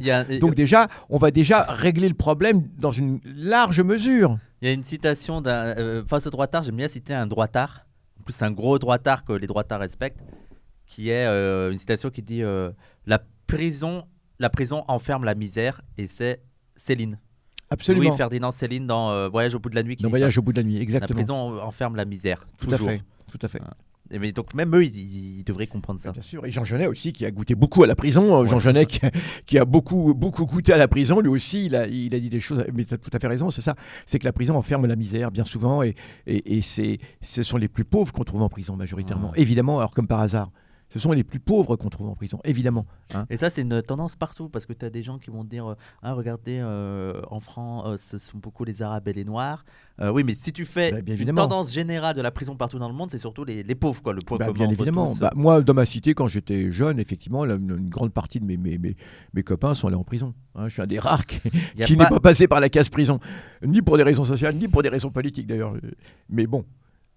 Voilà, même si j'ai fréquenté beaucoup les commissariats de police. Mais en tout cas, ce que je veux dire, c'est que la prison, eh bien, c'est l'arme de la bourgeoisie pour effectivement, c'est la espèce d'acharnement. Non seulement c'est l'acharnement social sur les pauvres, et cet acharnement, il est prolongé par la prison, vraiment. Et il y a aussi l'aspect racial, c'est que et surtout aux États-Unis, en fait, parce que tu as beaucoup de fachos qui disent qu'il y a beaucoup de Noirs et d'Arabes en prison. La majorité, c'est des Noirs et des Arabes. Et nous, en fait, c'est ça qu'ils ne comprennent pas, c'est qu'on fait le même constat. Et on n'est pas là à nier, à dire non, il n'y a pas beaucoup de Noirs. Oui, il y a beaucoup de Noirs et Arabes. Mais pourquoi? Parce que l'État est raciste. Tu vois et évidemment. L'un des exemples de ça, c'est les États-Unis. Les États-unis, où c'est incroyable le nombre de Noirs, la proportion de nombre de Noirs qui ont vécu la prison et tout. Et en fait, on ne se rend pas compte aussi, c'est que ça détruit pas que la personne qui va en prison, c'est aussi toute la famille et tout le quartier. Mais moi, à chaque fois que je suis allé en prison, j'ai vu ces files de femmes, surtout beaucoup de mères, mais beaucoup de filles et de sœurs. C'est surtout les sœurs qui s'occupent des prisonniers. Faudra faire une émission là-dessus. C'est grâce aux sœurs que les prisonniers tiennent actuellement, vous le savez. Hein. Dans les quartiers, s'il n'y avait pas les sœurs, beaucoup de jeunes craqueraient complètement en prison, seraient complètement abandonnés. Ce sont les sœurs qui envoient de l'argent. Ce sont les sœurs qui font les parloirs. Moi, j'ai fait les queues de parloirs à Fleury-Mérogis. Bon, à la Santé, encore, ça va, à la Santé, parce que c'est dans Paris. Mais aller jusqu'à Fleury-Mérogis, prendre le bus à Denfert-Rochereau, le car spécial à Denfert-Rochereau, avec toute la queue de ces femmes qui sont là, avec les landaux, etc. C'est terrible, épouvantable, parce qu'on emmène les bébés pour que, évidemment, le prisonnier puisse voir son bébé au parloir. Et encore, maintenant, on a des parloirs libres. Mais à l'époque, c'était les parloirs avec les guichets. On parlait comme ça au parloir avec tout le monde à côté, à droite, à gauche. Non, il faut savoir ce que c'est que la prison. Hein, c'est quelque chose d'effroyable. Effroyable, c'est pas humain. Alors, on va tout faire, il faut tout faire pour supprimer les prisons. Et pour commencer, supprimer toutes les causes qui font que des gens vont en prison. Et en attendant, eh bien, humaniser. Oui, je sais que ça fait bizarre de dire ça, mais c'est comme ça. Alors, Donc et puis surtout, on en sort complètement cassé parce que le problème, c'est aussi la réinsertion. Hein. Alors, avant d'être prof, j'ai travaillé comme éducateur, vous le savez, et notamment dans un foyer de sortants de prison. Où le je savais pas. Ouais, dans les années, justement, dans les années 80, là, au début des années 80, c'était à Saint-Denis. C'était un foyer de sortants de prison où nous tentions de réinsérer. C'était une association. Hein. Et ça permettait d'éviter la prison à beaucoup de jeunes parce que le fait qu'ils viennent dans notre foyer, voilà, c'était. Alors évidemment, c'était pas les gros cas, enfin c'était des cas de délinquance qui normalement auraient valu la prison. Hein. Mais non, mais mine de rien, veut dire en fait les gens se rendent pas compte que sur un CV, quand tu as 2-3 ans de trou, bien sûr. patron il est en mode mais tu faisais quoi? Bien sûr. Hein, et si tu dis la prison, il a allé. Vas-y. Bien sûr. Bien sûr. Donc ce milieu-là, je l'ai côtoyé. J'ai vu tous ces jeunes qui, à leur première connerie, ils étaient chopés. Et le fait de passer, c'est pour ça qu'il y a un travail d'éducateur qui est très, très important, qui permet d'éviter la prison à des jeunes, s'ils acceptent de venir dans un foyer où on va tout faire pour les réinsérer. Donc ça veut dire leur filer du travail, leur trouver du travail, un logement, etc. Toutes les bases de la réinsertion. Très souvent, ce sont des jeunes qui étaient en rupture de famille, en rupture de banc, qui étaient... Voilà, c'est tout, qui ont raté l'école parce que c'est aussi lié à l'école. Moi, je connais pas Matabou des assos là je pourrais pas t'aider. Des assos pour aider la réinsertion actuellement, je connais pas trop. Non, mais c'est aussi lié à l'école parce que très souvent l'échec scolaire conduit oui. à la prison. Donc ça veut dire aussi revoir l'école. C'est pas normal cet échec scolaire. Hein. C'est pas normal cet échec scolaire. Ce ne sont pas les jeunes qui sont inadaptés. C'est l'enseignement qui est inadapté aux jeunes. Voilà, et c'est ça. Et c'est une tendance qu'on a à l'école parce que on voit que c'est souvent les jeunes qui sont en échec scolaire, qui sont en rupture avec l'école, qui vont aller dans ce truc-là, dans les alternatives, parce qu'ils savent que c'est niqué quoi. Tu veux que je fasse quoi? Il n'y a pas d'avenir. Alors que même les gens, les élèves un peu moyens et qui pensent qu'ils ont une débouchée, parce que l'espoir joue beaucoup en fait. L'espoir de qu'est-ce que je vais faire, parce que on prend les enfants pour des cons, mais ils savent quoi. Toi, ils savent. Bien sûr. Oui, ils savent très bien. Moi, j'ai les SECPA et tout, ils savent que ça va être chaud quoi. Ah oui, non mais c'est terrible pour les SECPA, évidemment, la façon dont on se moque d'eux, en plus dont d'autres élèves se moquent d'eux. Non mais c'est je savais pas, Adèle. Pas besoin, les patrons peuvent demander si t'es inscrit. Ah oui, si, plusieurs fois j'ai dû amener mon casier B2, ouais. Ah bien sûr. Oui, le casier, pour être bien animateur, je devais amener mon casier, c'est vrai. C'est vrai. Ah bien sûr, ils peuvent. Mais après, t'as beaucoup d'emplois, ils te demandent pas forcément le casier, quoi. Non. Mais je sais que t'en as des trucs où c'est obligatoire. Dans l'animation, moi j'ai toujours dû le donner, donc je pense que c'est obligatoire. Bien sûr. Bon, enfin voilà. Donc tout ça, éducateur. Il faudra qu'on reparle Alors voilà, j'ai été éducateur, donc j'ai côtoyé un petit peu les prisonniers. Et puis ensuite, en tant que militant politique, donc j'ai fait pas mal de prison pour aller voir les camarades. Mais bon, alors ça veut dire que si jamais vous n'avez personne à l'extérieur... Il y a des malades. Hein. Pourquoi ? Personne. Oh là là. Ouais, la vulgarité des fachos, c'est dramatique. Qui est ce type ? Non mais c'est n'importe quoi. On peut pas le supprimer, non ? Je sais pas s'il y a des... je pense il y a des modos, peut-être qu'il y aura Transfourier. Je le supprimerai plus tard. Ah merci Transfourier, il est là. Non mais c'est vraiment n'importe quoi. Non mais il y a des gens, je ne sais pas ce qu'ils ont dans la tête là. C'est quoi ? C'est tchouka qu'ils ont dans la tête, mais enfin bref. Donc voilà, merci, les prisons, c'est tout un domaine. Alors sachant qu'il y a aussi des gens qui sont politisés en prison. Sachant qu'il y a aussi des gens qui sont politisés en prison, il y a des gens qui ont fait des études en prison, mais il faut du caractère. Mais c'est vrai qu'il y a des gens qui ont refait des études en prison, qui ont fait des thèses même en prison, faut le savoir. Et donc voilà. Oui. Il n'y a pas un marxiste qui a écrit toute sa vie en prison et qui est maintenant Gramsci. Ah oui, mais bien sûr, Gramsci. Gramsci, les cahiers de prison. Bien sûr, les cahiers de prison de Gramsci.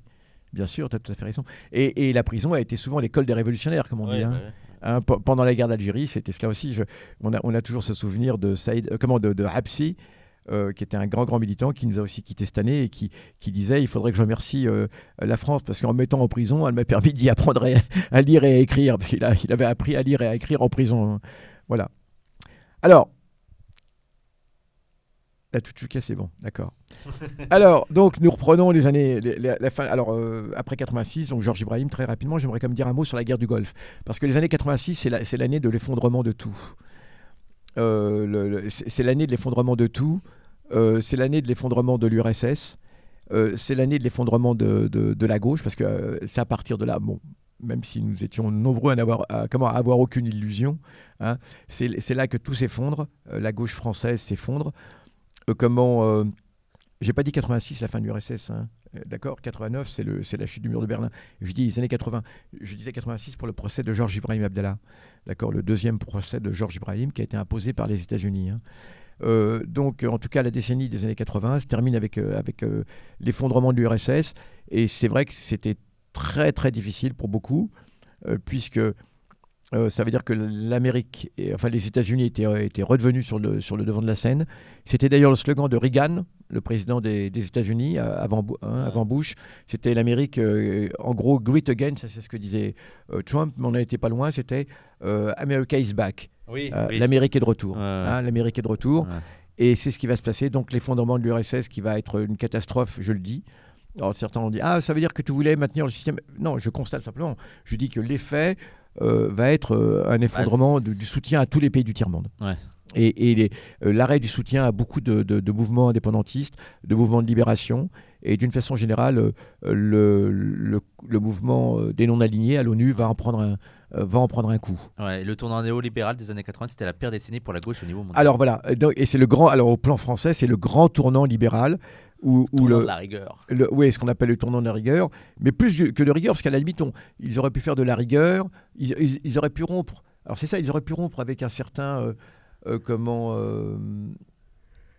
disons, avec un certain nombre de dépenses sociales et autres, etc. Mais disons, faire des économies, tout ce qu'on veut, mais pour autant, pas forcément faire des cadeaux au patronat, pas forcément comment permettre ces licenciements massifs, pas forcément adopter une vision complètement libérale de l'économie. Or, c'est ce qui va se passer.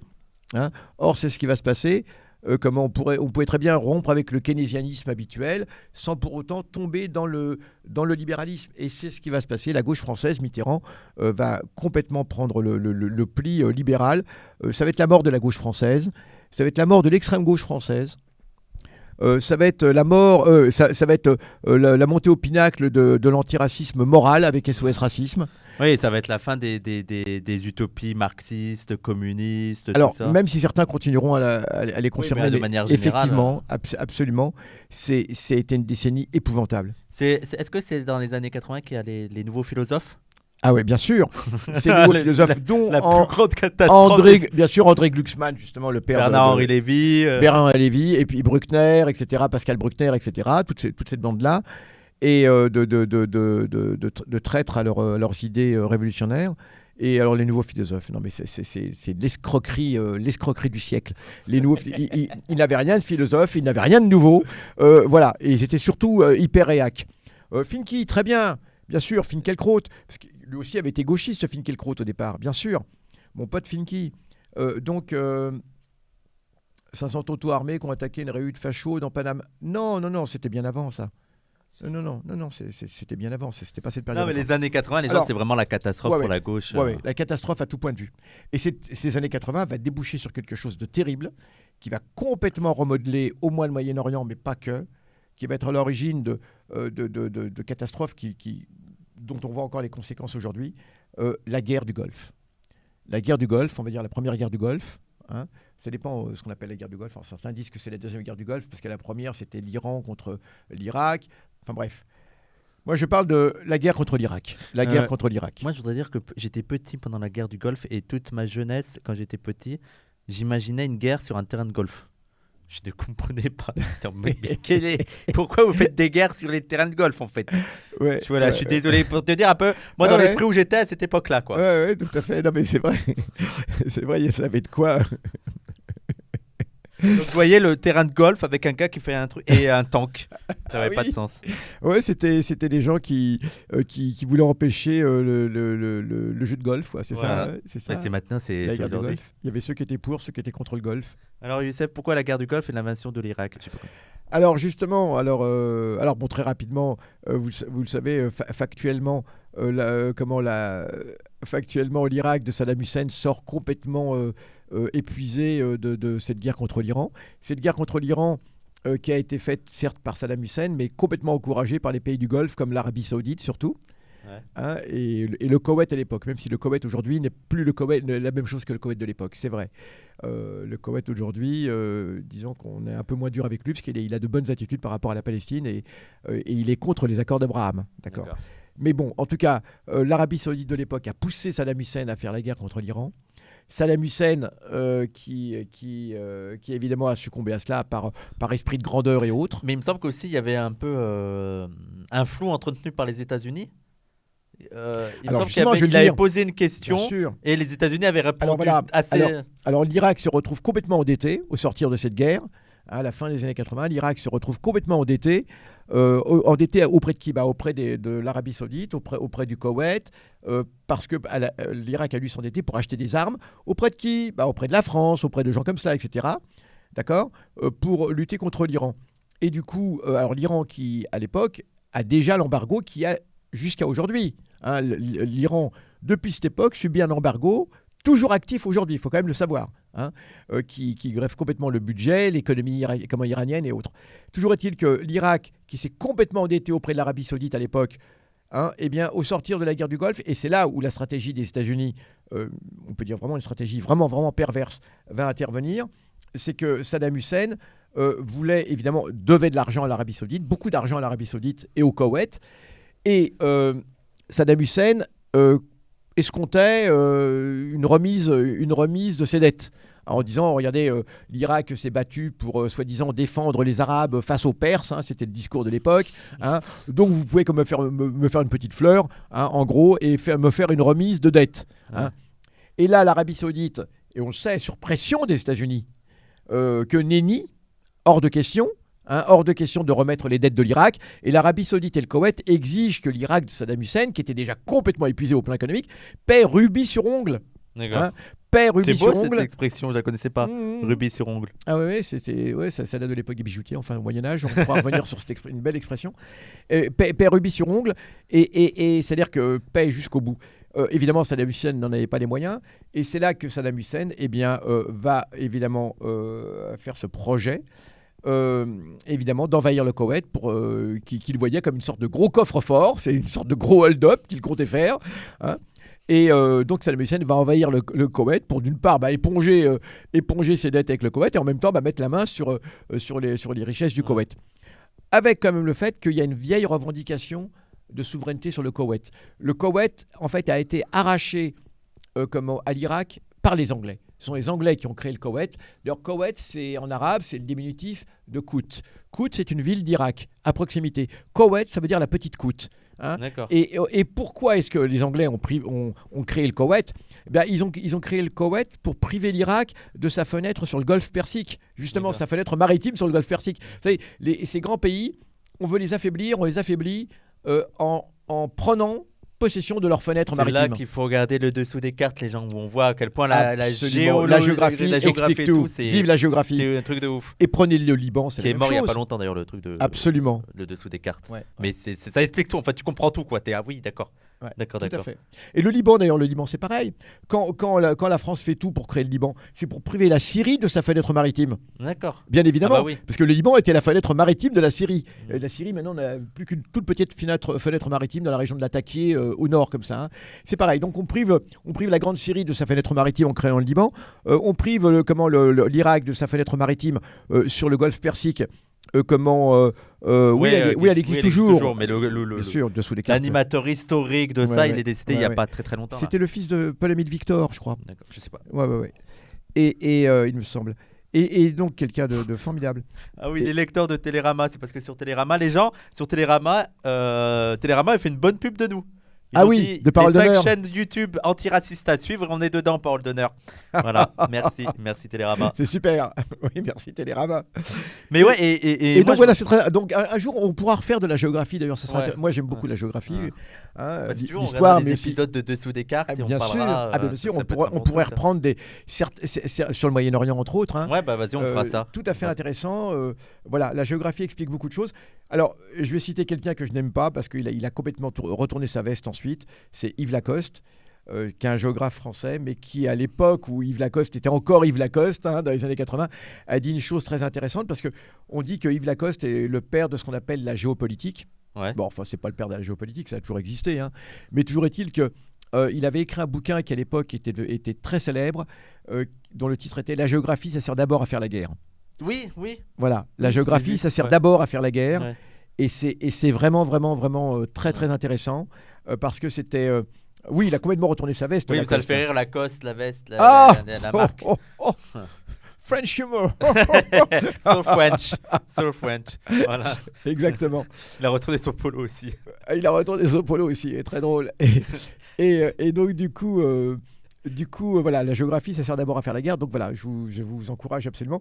Et il explique dedans quelque chose de très intéressant, c'est qu'on a tout fait pour dégoûter les gens de la géographie. Ouais. En général, les gens n'aiment pas la géographie. Ouais. Et d'ailleurs, moi, la géographie, j'ai appris à l'aimer en faisant de la géographie à la fac. Mm. Mais avant la fac, je n'aimais pas tellement la géographie. Alors l'histoire, bien sûr, mais du coup, j'ai fait un double cursus de géographie aussi.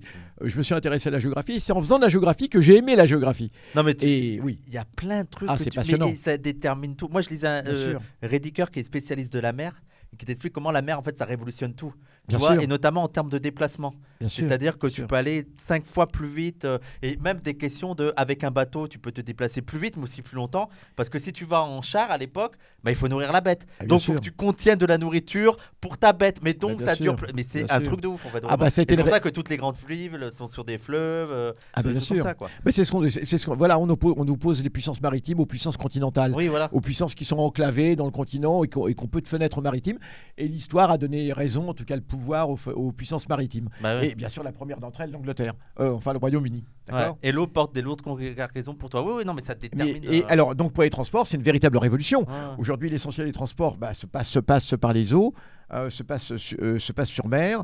Et avec des porte-conteneurs, c'est le délire, hein, des porte-conteneurs géants qui vont de plus en plus vite. Alors ils vont tellement vite ces porte-conteneurs, il faut quand même le savoir, on a des porte-conteneurs qui vous portent maintenant des 30 000, 40 000, hein. Mais il faut savoir aussi une chose, c'est que les porte-conteneurs, hein, ces énormes bateaux, vont tellement vite qu'on peut faire du ski nautique derrière. Ah bon? Non mais c'est véridique. Ah non mais c'est véridique. Ils ont atteint une puissance absolument incroyable. Et d'ailleurs, justement, dans le cadre des économies d'énergie, là, ils disent qu'il faudrait baisser un petit peu. Mais alors, si jamais on baisse la vitesse des porte-conteneurs, eh bien, ce que vous achetez en Chine, va arriver encore plus. Mais voilà, il faut le savoir. Alors, je termine juste sur les guerres Ouais, du Golfe. et après on reprendra ça Voilà, et dans on 2 reprendra semaines. ça. Je le dis parce que ça ouvrira la décennie 90, qui est aussi malheureusement terrible. La décennie qui est aussi une deuxième décennie terrible. On a 2 décennies terribles, Ouais. c'est les années Et 80, j'ai l'impression années qu'on s'en 90. remet à peine là sur les théories de Mais gauche et on ne tout. s'en est pas remis. Non, mais en tant Ouais. que. Dans les années 90 et tout, pour moi, c'est la fin des luttes des classes, de tous ces débats sur. Même en sociologie, sur l'analyse de la société en termes de classe et tout. Mais bien Et sûr. j'ai l'impression que là, on y revient un petit peu. Alors, Et tu regardes l'intérêt pour les jeunes, pour Marx et tu as tout, ça revient. tout à fait raison. Et notamment grâce au travail que tu fais, cher. Oui, non, mais. non, mais je Non, mais tiens à le dire. c'est international aussi, Bien tu vois, sûr, même aux bien sûr. États-Unis aussi, ils notent ça, un retour de cette lecture de Bien classe. sûr, bien sûr. Non, mais moi je suis étonné, je suis ravi Ouais, la et fin je de suis l'histoire. agréablement surpris par toute cette jeunesse qu'il y a actuellement et qui se réintéresse à des lectures de Marx, etc. Parce que tout ça a été terminé. Hein. On disait que c'était has-been, que c'était fini, qu'il n'y avait plus rien à en tirer, que c'est. Oui, la fin de l'histoire de que Fukuyama. la fameuse fin de l'histoire de Fukuyama, évidemment. Hein. C'est grâce à Finalement, Wissam, c'est le grâce à monteur Wissam. décolle. Je vais bientôt décoller le monteur. Hein. Je vais bientôt décoller. Non, mais c'est vrai, c'est la vérité. C'est très très bien que toute cette jeunesse, que tous ces jeunes redécouvrent Marx, redécouvrent tous ces grands auteurs. D'ailleurs, on a un projet avec le monteur, c'est de faire des petites capsules pour revenir sur des termes et tout, marxistes et tout. Ah pour oui, les oui, gens, oui. Ah mais oui, c'est très il très travaille sur ça, le monteur. très très important. Alors au niveau des lectures, il y a Régis Debray qui avait dit une chose tout à fait intéressante. Il avait dit, Régis Debray, on n'a pas besoin d'avoir lu Marx pour être marxiste aussi. Ouais. Hein, ça veut dire que effectivement c'est un fonctionnement de pensée. Ouais. Hein, c'est une logique. En fait, c'est une logique, le marxisme. C'est la dialectique, hein, le matérialisme dialectique. C'est une façon de voir l'histoire, de voir le monde. Hein, c'est une vision systémique, hein, du monde. On voit le monde de façon systémique et non pas de façon individuelle. Donc, pareil pour le racisme, pareil pour tout cela. Ouais, bien sûr. Mais je termine juste sur la guerre du Vas-y. Golfe. Cette guerre du Golfe va être terrible. Elle a été rendue possible. Donc, Saddam Hussein, finalement, envahit le Koweït. Voilà, en même temps, il compte effacer ses dettes, mettre la main sur un gros coffre-fort, hein, parce qu'on voyait vraiment le Koweït comme un coffre-fort, et ensuite, et éventuellement annexer le Koweït, reprendre le Koweït qui avait été arraché à l'Irak par les Anglais. Et cette guerre du Golfe, elle va être possible uniquement parce que l'URSS est hors de combat à l'époque. Et donc l'URSS ne va pas s'opposer à la guerre contre l'Irak. Au Conseil de sécurité, alors qu'elle aurait pu mettre son droit de veto. Alors vous me direz, bah oui, mais c'était pas bien, effectivement. Oui, alors je ne suis pas en train de vous dire que c'était bien d'envahir le Koweït, mais je dis une chose, c'est qu'il y avait eu une négociation, et cette négociation était en train d'aboutir. Et je me souviens très bien que Mitterrand lui-même la France, soi-disant, voulait jouer un rôle d'intermédiaire, parce que l'Irak était quand même un grand client de la France. La France avait intérêt à maintenir l'Irak. Ouais. Hein. Mais je me souviens très bien que Mitterrand dit un seul mot et la machine s'arrête. Donc depuis l'été 90, la machine était en route. Même avant l'été 90, la machine était en route. Enfin, au moment où la guerre va réellement éclater en 90, l'invasion ce sera en janvier suivant. Mais toujours est-il que Mitterrand dit un seul mot. Et Saddam Hussein a lâché le mot. Il a lâché le mot. Je me retire du Koweït. D'accord. Et en dépit de cela, la guerre a quand même eu lieu. D'accord. Parce que les États-Unis voulaient absolument cette guerre de toute façon. Hein. C'était prendre possession du Moyen-Orient, prendre possession de tout cela, asseoir leur dépendance. Il faut savoir qu'à l'époque, il n'y avait pas de base américaine en Arabie Saoudite. D'accord. Et que grâce à cette guerre, Là, il y a eu, ça, on va, c'était les bien premières sûr, guerres, c'est ça qui va permettre aux Américains de vraiment s'installer sur place. Hein, de contenir tout cela, de contenir l'Iran, etc., de mettre la main réellement dessus, hein, et donc c'est la guerre du Golfe. Alors on y reviendra sur la façon dont elle s'est déroulée, parce que ça a été absolument terrible. Mais je me rappelle ça a été une extermination abominable de population. Ouais. Bah, en fait, je me rappelle il faudrait que je retrouve la question exacte. Il me semble que Saddam Hussein avait demandé à un responsable américain en mode alors, voilà. si j'interviens, si je vais là-bas, est-ce que vous allez intervenir? Et eux, ils avaient sous-entendu que non. Et lui, il avait pris comme c'est bon en fait. Exactement, c'était là le piège. Ouais. C'est pas la première fois que les États-Unis posent des pièges comme cela. C'était juste avant l'invasion du Koweït par l'Irak. Et il y a une réception, alors je ne sais plus où s'est déroulée cette réception, peu importe. Et Saddam Hussein, à cette réception, rencontre l'ambassadrice. C'était une ambassadrice des États-Unis. Et il lui pose la question de façon totalement ingénue comme cela. Est-ce que les États-Unis ont des intérêts vitaux au Koweït? C'est ça. Et il dit, est-ce que les États-Unis ont des intérêts vitaux au Koweït? Et l'ambassadrice, qui répond, non, les États-Unis n'ont pas d'intérêts vitaux. Ça voulait dire, c'était un blanc-seing, ça veut dire c'était un chèque en blanc. Vous pouvez y aller. Et c'était le piège. Ouais. Évidemment, c'était voilà. Alors, donc... oui, non mais on n'est pas là dans le truc. Oui, c'est un méchant, c'est un Hussein. La question n'est pas là. C'est que faut savoir que la destruction de l'Irak, les gens n'ont pas idée. On va utiliser des munitions à uranium appauvri. L'autoroute de la mort. La prochaine fois, on montrera une photo de ce qu'on a appelé l'autoroute de la mort. Vous ne savez pas ce que c'est, mais c'est quelque chose je n'ai jamais vu de vision apocalyptique. Comme l'autoroute de la mort. Oui, hein. et il faut se rappeler que cette destruction de 20 ans de l'Irak, ça donne quoi maintenant? Ça donne Daesh, quoi. Mais c'est exactement là où je voulais en venir. C'est que tous les problèmes d'aujourd'hui prennent leur source dans cette guerre contre l'Irak. Enfin, une grande partie des problèmes. D'abord, la destruction de l'Irak, mais aussi consécutivement, l'humiliation de l'URSS, et avec... On voit aussi les conséquences aujourd'hui avec la guerre en Ukraine. C'est quand même une lointaine conséquence, indéniablement, quelle que soit l'opinion qu'on puisse avoir. Donc les États-Unis qui, après la destruction de l'URSS, ne disent pas finalement on va établir... Alors le maître mot, c'était un monde... j'ai oublié l'expression de Bush père, en gros pour dire que finalement... voilà, c'était le nouvel ordre international. Alors on disait maintenant il va y avoir un nouvel ordre international. Les gens disaient mais on ne comprend pas. Parce que vous punissez Saddam Hussein de ne pas avoir respecté la résolution de l'ONU qui l'enjoint de sortir du Koweït. Mais depuis des années, Israël occupe les territoires occupés, ne respecte aucune des résolutions de l'ONU, et Israël n'a jamais aucune sanction. Et on avait eu cette réponse de Bush père qui disait « Oui, c'est vrai, certes, mais à partir de maintenant, toutes les résolutions vont être respectées. » Et bien évidemment, on le sait bien qu'Israël n'a jamais pas. Mais c'était drôle parce qu'on savait très bien que c'était un énorme mensonge. Hein. Et d'ailleurs, pour le versant palestinien de cette guerre du Golfe, on en dira aussi un mot parce que ça a été très catastrophique. Ça va mener aux accords d'Oslo, qui ne seront jamais respectés. On dit 500 000 morts. Oui, l'autoroute de la mort, ça a été épouvantable. 2000 morts. Alors, regardez, on regardera les images. Non, l'autoroute de la mort, c'est beaucoup plus que 2000 morts, l'autoroute de la mort. Hein. Ah ouais? Ah oui, c'était énorme. Hein. Mais on regardera dans 2 semaines, on reviendra sur tout ça. Ça a été quelque chose, un massacre délibéré, inutile, totalement inutile, simplement pour expérimenter des armes nouvelles des États-Unis. Écoutez, voilà. Je suis désolé, mais parce qu'il faut qu'après je rejoigne le monteur pour un tournage là. On va arrêter là. Merci beaucoup. Merci à vous, chers amis. J'espère que ça vous a intéressé. Dans 2 semaines, c'est combien? C'est le 14 décembre, c'est ça? Est-ce que ça sera bon? Attends, je regardais parce que après moi je vais partir 2 semaines. Mais non, c'est bon, alors ça sera le 14 décembre. Et après, 2 jours après, on partira à Bruxelles. Donc on se retrouve les gens le 14 décembre, Inch'Allah, pour le nouveau Tonton Youssef. Et on commencera avec ça, avec les années 90. La guerre du Golfe qui était. et la guerre On du Golfe. montrera quelques photos. Et aussi comment ça s'est on reparlera de répercuté géographie. dans le milieu militant Ah oui, français. oui, alors absolument, ça a été épouvantable. J'ai dit, la décennie 80 a été terrible, la décennie 90 a été encore plus terrible, je crois. Mais la décennie 90, il y a quand même, elle se termine quand même sur une embellie. Sur une embellie, sur des choses positives, on en reparlera. Ça marche. Merci à tous, merci, salut, et bonne journée à tout le monde. Salam. Au revoir tout le monde.